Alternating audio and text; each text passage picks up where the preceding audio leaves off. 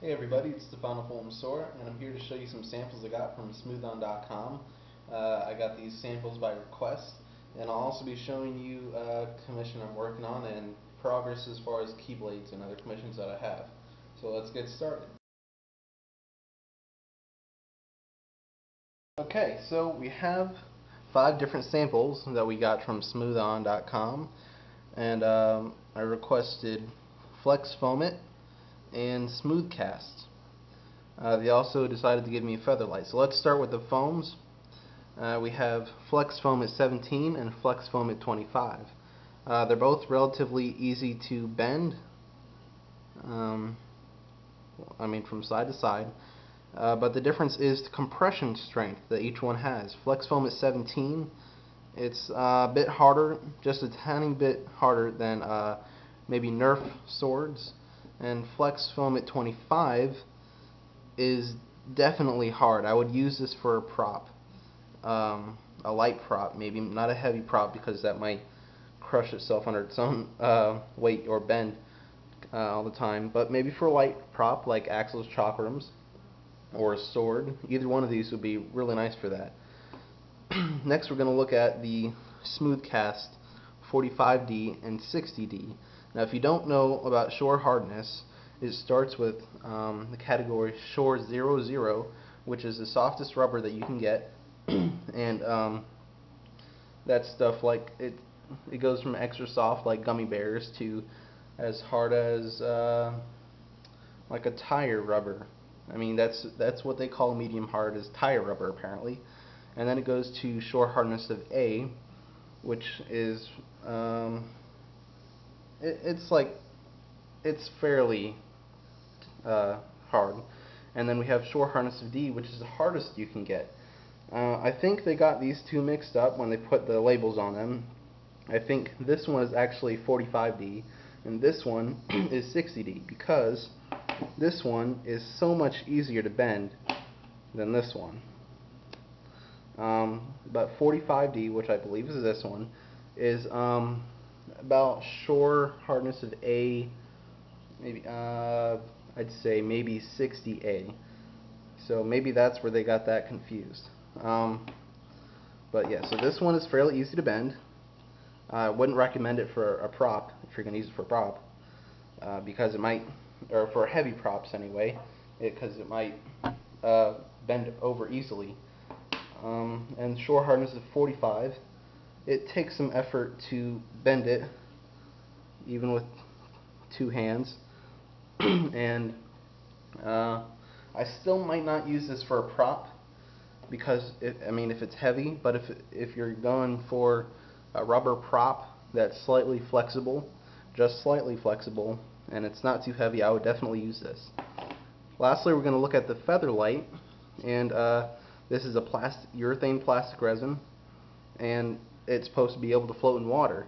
Now, the really cool thing about this is before I got it, I thought it was going to be brittle, because I saw a video where someone smashed it with a hammer, and it didn't look like he hit it very hard. But it cracked instead of just absorbing the impact. Now, it's about as hard as the plastic on camera tripods, like electric fans, plastic fans, or maybe maybe a little bit harder than power tool covers. Definitely harder than a bucket, a plastic bucket. No dent in the plastic at all. Maybe a bit of scratching from when I was pulling it back up in slow motion or whatever. But it dented the wood, not the plastic. That stuff is pretty tough. I would definitely use this if you were a collector and you're looking for something really lightweight. I'm probably going to use this for my own keyblades, and maybe the Foam-it for chakrams, or by request if they want the Featherlite or the foam. I will mainly be using these two, I think. And so there's the casting samples. And next we're going to look at a commission I'm working on. It's for a Bowser Striker set of claws, and it's from the game Super Mario Strikers, I believe. And if you look up the cover art for Bowser Striker in Google Images, just look up Bowser Strikers, you'll be able to see his claws. I only have one of the claws done right now, It's pretty light. It's pretty sharp. I used it as a back scratcher the other day, and the tip didn't break off because there's lots of mosquitoes out. It's pretty hot out. And so it's just a basic claw. It's about 2 layers of red oak wood with a 3rd layer just for the closing of the ring here. You can see the burnt wood on a separate layer, and the ring is just to hold the finger on. And the design of the claw, I believe I made it slightly too thin when I was cutting it off in the table saw, but it's curved down, and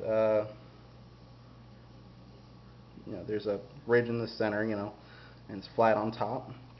And right where the finger goes, if you can see it, it's flat here, right where the finger goes, so it fits on pretty nicely. I have to make 3 more for each, one for each finger on one hand, and then the other 5 for the other hand. And we have a shorter one for the thumb here, and also we have the back hand guard.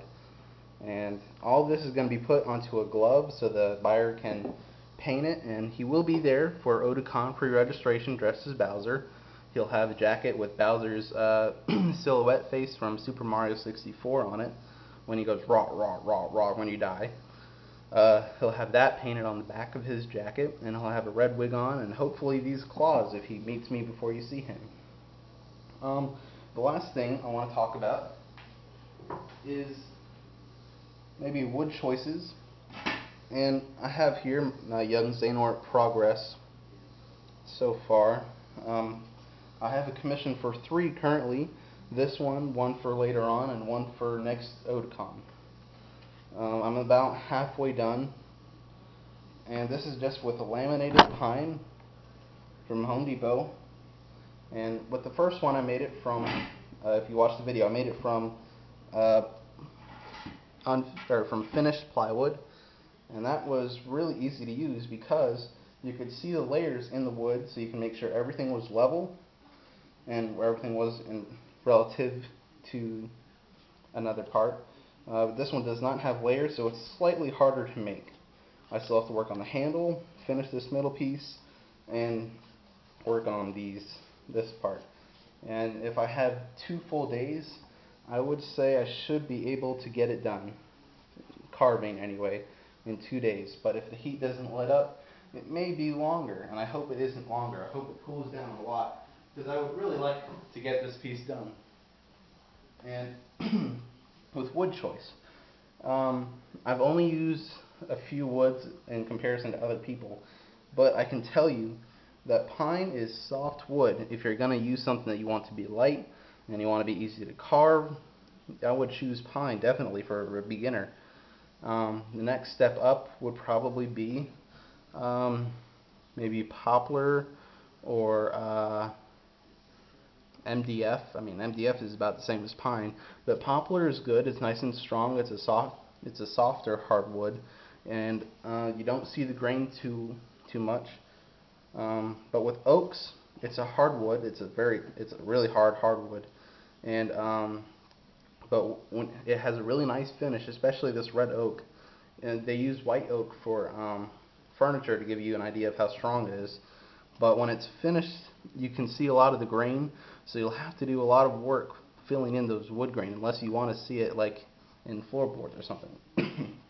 But so those are the 3 woods that I've worked with. I mean, the only other wood that I've worked with is plywood, and that's okay for prop making. It's a little bit difficult to work with because it chips and everything. But I really would like to try working with cherry on making a vase on my lathe, or ash. I really want to try ash because I've seen pictures of it and it just looks fantastic when it's over, when the product is finished. And I would also like to try some maple or walnut, preferably maple, to make some cutting boards for my chef friend. Cutting board, pizza peel, and things like that. So thank you to smoothon.com for these samples, and I'll see you guys later. Adios. That's Spanish.